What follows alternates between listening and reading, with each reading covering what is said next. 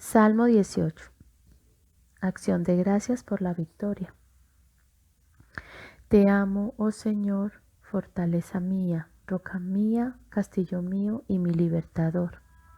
Dios mío, fortaleza mía, en él confiaré, mi escudo y la fuerza de mi salvación, mi alto refugio. Invocaré al Señor, quien es digno de ser alabado, y seré salvo de mis enemigos. Me rodearon ligaduras de muerte, y torrentes de perversidad me atemorizaron. Ligaduras del Seol me rodearon, me tendieron lazos de muerte. En mi angustia invoqué al Señor y clamé a mi Dios. Él oyó mi voz desde su templo, y mi clamor llegó delante de él. A sus oídos la tierra fue conmovida y tembló.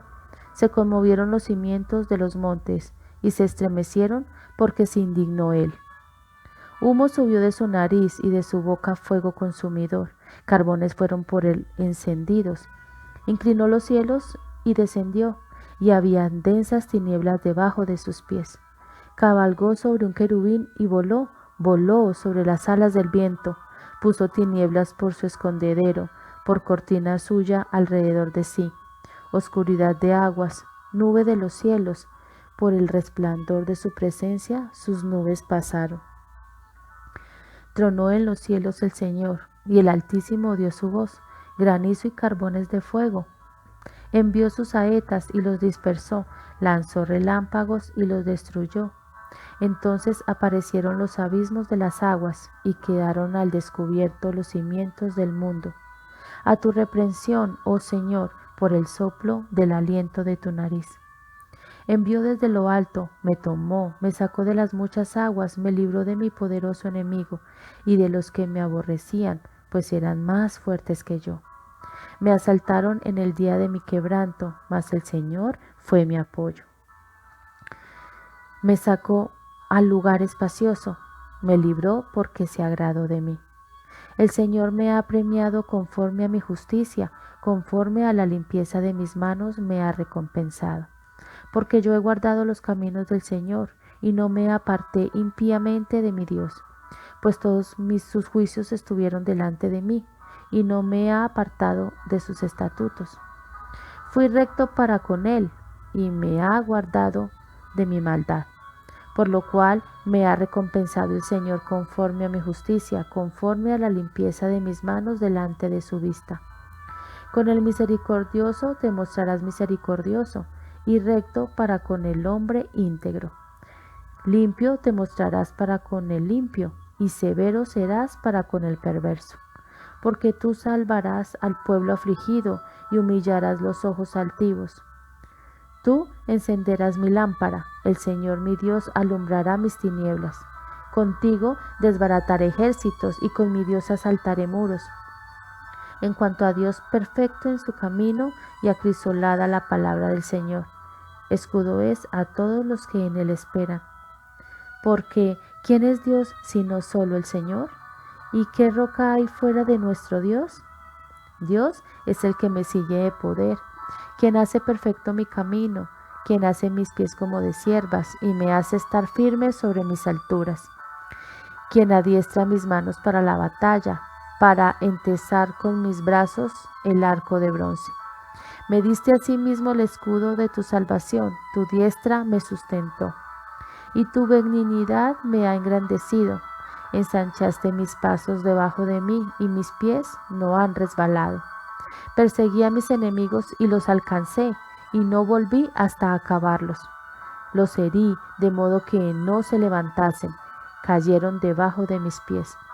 Pues me ceñiste de fuerza para la pelea, has humillado a mis enemigos debajo de mí.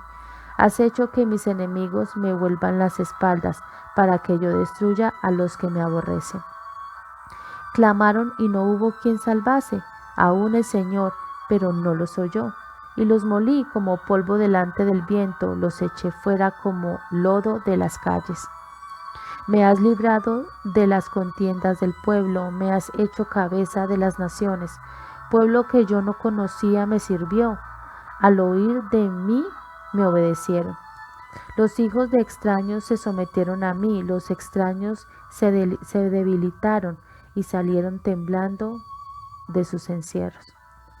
Viva el Señor y bendita sea mi roca y enaltecido sea el Dios de mi salvación, el Dios que venga a mis agravios y somete pueblos debajo de mí, el que me libra de mis enemigos y aún me eleva sobre los que se levantan contra mí. Me libraste de varón violento. Por tanto, yo te confesaré entre las naciones, oh Señor, y cantaré a tu nombre. Grandes triunfos da a su rey, y hace misericordia a su ungido, a David y a su descendencia para siempre. Amén. Buenos días al grupo de Efesios 2, 8 y 9, a los que están escuchando por YouTube. Y como todos los sábados tenemos por costumbre leer un salmo. En el día de hoy ha leído la hermana Diana el salmo número 18. Muchísimas gracias a la hermana Diana por la lectura del salmo número 18. Y vamos a dar un breve comentario sobre el mismo. Acuérdense, son comentarios breves por razón del tiempo que tengo, casi 17 minutos. Entonces, este es un salmo donde vemos que Dios muestra el amor para su pueblo, donde preserva al monarca que sería David acá, de todos los peligros que ha tenido. Ese es el contexto, y es casi idéntico a 2 de Samuel capítulo 22, solo que en 2 de Samuel es un cántico personal y acá está adaptado, podríamos decir, para que todo el pueblo pueda celebrar y cantar al Señor, como el Señor ha cumplido su promesa en 2 Samuel capítulo 7 del 4 al 17, cuando Dios dijo que iba a preservar el trono de David, que de él iba a venir una simiente que por supuesto es el Señor Jesucristo. Entonces, festejar que Dios ha cumplido su palabra, aunque está hablando de David todo acá, debemos entender que lo que está hablando acá es la obra que Dios ha hecho para la salvación por gracia por medio de la fe, que es en la salvación, vamos a decir, o la preservación del enviado o el ungido que era el Señor Jesucristo, el Rey. Y ese es el salmo que canta David, que cantó el pueblo y que debemos cantar nosotros en agradecimiento. Ahora, aunque está hablando sobre la preservación de David, yo voy a hablar del Señor Jesucristo en el sentido ese. Ahora, ¿qué es lo que acá? Tenemos que ver que todo esto debemos apuntar al Señor Jesucristo. Fuera de Cristo, cualquier cosa que hablemos no tiene sentido. Es un sermón humanista. Entonces, debemos ver que este salmo, como otros hablan del Señor Jesucristo, nos muestran la muerte, la resurrección, la exaltación y la segunda venida del Señor Jesucristo. Entonces debemos entender eso. Ustedes ven ahí el salmo, creo en el versículo número 43, usted, fíjese, me has librado de las contiendas del pueblo, me has hecho cabeza de las naciones, pueblo que yo no conocía me sirvió. No creo que esté hablando de David, como dice Pablo y como dice Pedro en Hechos, que hablaba de Cristo. ¿Quién es el cabeza? ¿Quién es el pueblo que le ha venido ahí en el 18:43? Bueno, es el Señor Jesucristo. En el 18:49 lo mismo, que vinieron las naciones. Entonces debemos tener eso en mente, que siempre está hablando de Cristo. Si ustedes ven el 49, por tanto yo te confesaré entre las naciones, oh Señor, y cantaré tu nombre. ¿Qué está nombrando ahí? Bueno, si ustedes se van a Romanos 15:9, está nombrando eso. Romanos 15:9. Pablo lo está haciendo esa hermenéutica, mostrando lo que ya del Antiguo Testamento, todas las escrituras, dice el Señor Jesucristo, apuntaban a mí, los salmos, los profetas, la ley. Entonces vemos que apunta a Cristo. ¿Qué es esto? Entonces, bueno, vemos ahí que el Señor Jesucristo, o sea, hablando de David, histórica y gramaticalmente está hablando de David, pero acuerde también que es un tipo del rey que iba a venir, que era el Señor Jesucristo, del linaje de él. Ahora, si Jesucristo nunca ustedes lo vieron que él tenía miedo. ¿Por qué no tenía miedo? Porque el Señor Jesucristo había venido incluso para morir en la cruz, entonces no podía estar pidiendo que tenían miedo para que el Señor lo esté librando de eso. Porque dice la Biblia que para eso mismo el Señor Jesucristo había venido. En 12:27 de Juan dice, ahora está turbada mi alma, ¿y qué diré? Padre, sálvame de esta hora, mas para esto ha llegado a esta hora. ¿Ven? Él había venido, era el enviado. ¿Se acuerdan? Estuvimos hablando de Isaías también. Era el enviado, o el pacto ese intratrinitario en Padre, Hijo y Espíritu Santo, que el Señor Jesucristo iba a venir. Entonces para eso ha venido Él. Cuando ustedes leen el capítulo 5, versículo 7 de Hebreos, ve que dice, en Cristo, vamos a ver, Hebreos 5, versículo 7. Primero voy ahí rápido. 5, versículo 7 dice así. Y Cristo en los días de su carne, ofreciendo ruegos y súplicas con gran clamor y lágrimas al que le podía librar de la muerte, fue oído a causa de su temor reverente. Entonces vemos que el Señor Jesucristo fue oído a causa del temor reverente. Ustedes lo ven en el Getsemaní, cuando estaba orando, en el Gólgota. Siempre el Señor Jesucristo le estaba pidiendo. Ahora Cristo no estaba pidiendo que el Señor o el Padre lo salve para que no vaya a la cruz. No tendría sentido porque para eso fue enviado. Entonces, ¿qué le estaba pidiendo? Bueno, que Él lo levante o lo rescate de la muerte cuando Él muera, cuando vaya al Seol. No que le estaba pidiendo que tenía miedo de ir a la cruz. No, porque Él era el enviado y era enviado para eso, para morir por muchos. Y acuérdense, Salmo 16, versículo 10 que vimos hace un tiempo, dice así, porque no me dejarás mi alma en el Seol, ni permitirás que tu santo vea corrupción. Entonces era, yo sé que no me dejarás en el Seol, me vas a levantar. Y así fue que el Padre lo levantó de los muertos. En Hechos capítulo número 2, versículo 24, dice así, al cual Dios levantó, eso significa resucitar, levantar, levantó suelto los dolores de la muerte, por cuanto era imposible que fuese retenido por ella. Rompió las ataduras de la muerte, lo liberó, lo libró. ¿A quién? Aquel que podía librar de la muerte, lo oyó. Entonces vemos ahí, en los versículos del 7 hasta el 19, podemos ver la batalla que se arma. Ustedes quizás lo ven en sus Biblias exteriormente, cuando los judíos y otras personas más, después de haber matado al Señor Jesucristo y haberlo mandado a crucificar, ellos quieren sellar la parte que mandaron unos guardias a cuidar la tumba. Pero ahí vemos el poder del enemigo y las tinieblas operando por los suyos. ¿Qué era?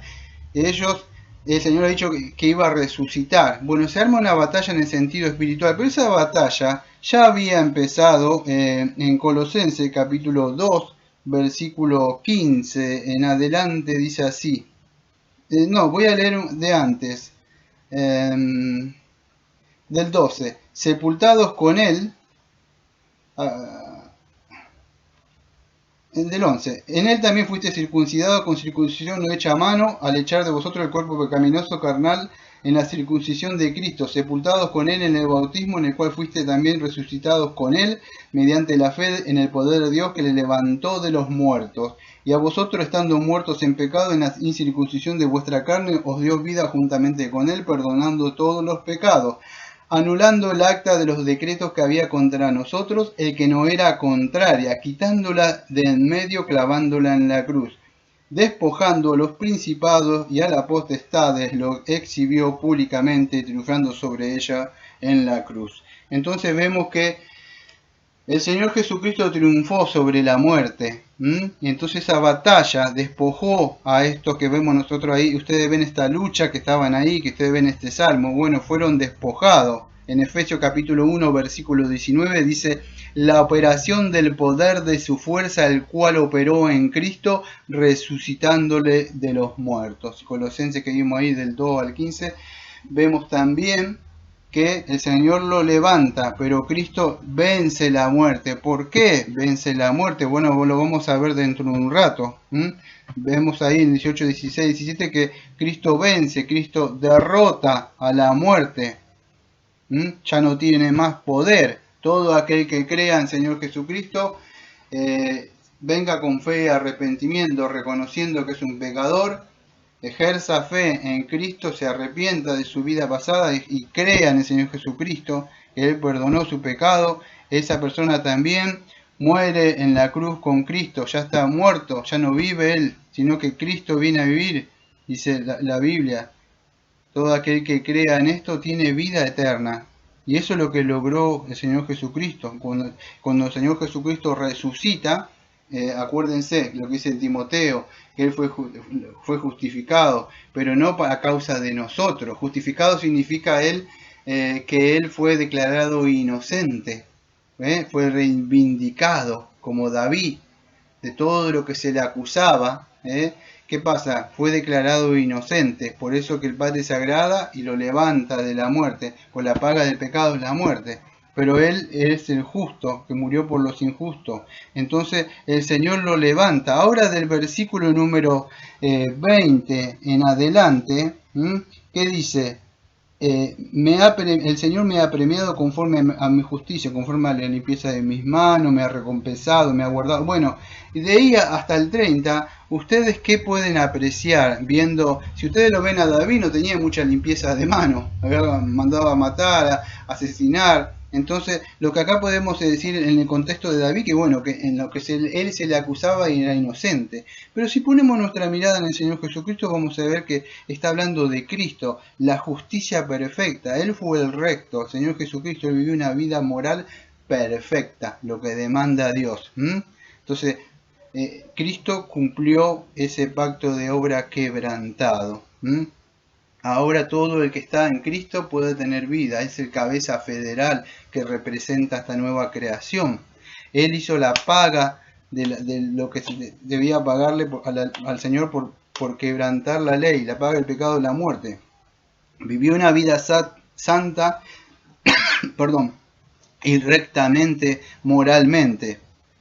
Por eso que Jesucristo resucitó de los muertos, para la gloria del Padre y por la gloria misma del Padre. Y es así que podemos ver en Mateo capítulo 22,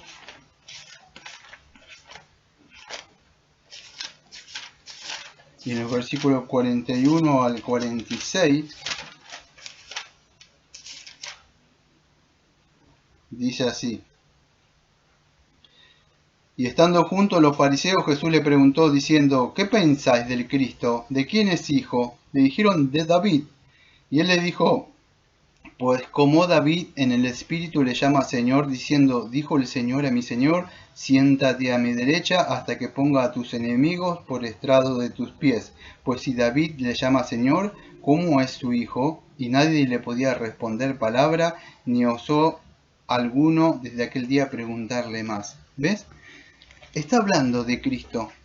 Y Pablo y Pedro, en el libro de Hechos, también dice lo mismo. Está hablando del Señor Jesucristo. No solo lo resucitó, sino, como si ustedes ven en el Salmo 12, lo sentó a su diestra para que reine. Ahora hablando del reino de Dios, el reino de Dios ha llegado. Cuando hablamos del reino de Dios, estamos hablando que Él reina de toda la humanidad, pero el reino de Dios ha llegado a los corazones de las personas. Cuando hablemos de la parábola más adelante, vamos a ver un poco de esto. Y entonces está reinando. Ahora la Biblia dice que Él va a venir a reinar ahora. Está gobernando también por la iglesia acá. Pero en un futuro, no sabemos cuándo, el Señor va a retornar, va a volver. Y eso es lo que vemos después en los versículos número 31 en adelante. Vamos a ver cómo el Señor se alista para la batalla. Habla del arco de bronce. Bueno, que tiene mucha fuerza para doblar ese arco. No se lo podía doblar así nomás. Bueno, el Señor Jesucristo, acuérdese, el poder del Espíritu Santo también logró todo. Nosotros también podemos lograr eso. Yo no quiero hablar de algo para usted y yo, como el Señor nos fortalece, podemos vencer las pruebas.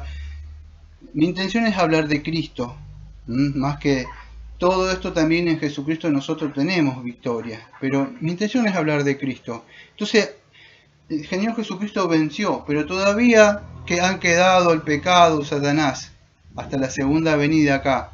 Y en 2 Tesalonicenses 1, versículos 7 al 8 dice: Él vendrá desde el cielo con los ángeles en su poder en llama de fuego para dar retribución a los que no conocieron a Dios ni obedecieron el Evangelio de nuestro Señor Jesucristo. No conocieron significa no tener una relación con Dios. No quieren tener una relación, conocer eso.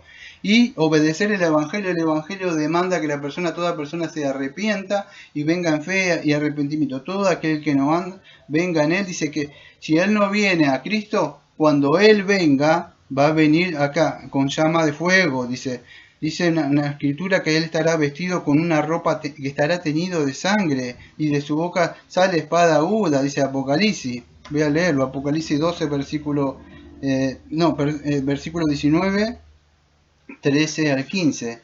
Dice así: estará vestido de una ropa teñido en sangre, y su nombre es el Verbo de Dios, y los ejércitos celestiales vestidos de lino fino, blanco y limpio, seguirán en caballos blancos, y de su boca sale una espada para herir con ella las naciones, y regirá con vara de hierro, y él pisa el lagar del vino del furor y de la ira de Dios Todopoderoso. El Señor Jesucristo viene en un juicio en su segunda venida, ya no como ahora, extendiendo su mano y su gracia y su misericordia para que todo aquel que quiera venir en fe y arrepentimiento a él. Pero vemos que las Escrituras también nos presentan al Señor Jesucristo como un varón de guerra, que él va a venir a ejecutar el juicio. Nadie puede decir: no escuché el Evangelio, la naturaleza no me habló la creación de Dios. Entonces Dios va a venir a juzgar. Entonces, ¿para qué? Fíjese, en en Judas 1:15, dice así, hablando también de lo que Judas, vamos a decir, de lo que ya había pasado, pero también en su segunda venida podríamos aplicarlo. Dice: para hacer juicio contra todo y dejar convicto a todos los impíos de todas sus obras impías que han hecho impíamente, y todas las cosas duras por los pecados impíos que hablaban con él. Entonces, todo esto a nosotros debería llevarlo, como dice Romanos capítulo 15, versículo 9, que dice así: y para que los gentiles glorifiquen a Dios por su misericordia, como está escrito: por tanto te confesaré entre los gentiles y cantaré tu nombre. Con estos 45 minutos, ¿qué podemos hacer con estos salmos? 18, alabar y agradecer al Señor porque ha engrandecido su nombre, ha preservado a la descendencia de David, que era el Señor Jesucristo, lo ha liberado de la muerte, lo ha resucitado, lo ha sentado a la diestra de Dios Padre Todopoderoso, y por medio de él que nosotros somos salvos, nos ha levantado de la muerte, que estamos muertos en delito y pecado, y también en su segunda venida nos dará un cuerpo glorificado, pero ya tenemos nuestros pecados pagados. Así que esto es algo maravilloso, y nos vemos el sábado que viene con el Salmo 19, si Dios quiere.